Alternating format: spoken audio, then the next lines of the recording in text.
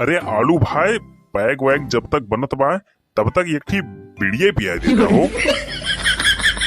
अरे यार का बताई, बीड़िया तो खत्म हो ही गई बा। oh, no! लेकिन बीड़ी से एक ठी शायरी याद आई गई हमें। अरे आलू भैया तब तो सही बाय। अरे बीड़ी उड़ी छोड़ा, शायरी सुनावा तू। अच्छा सुना, अर्ज किया है। वाह वाह वाह वाह।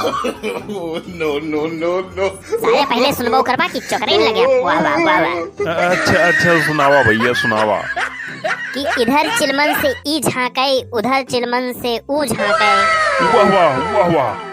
कि इधर चिलमन से ई झांके, उधर चिलमन से ऊ झांके। क्या बात है, क्या बात है।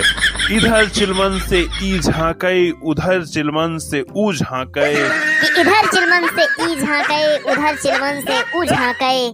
अरे आग लगाए दे चिलमन मान, न ई झांके न ऊ झांके। और भैया ई नवा चैनल है हमार, तो चैनलवा सब्सक्राइब करके सपोर्ट करत जा।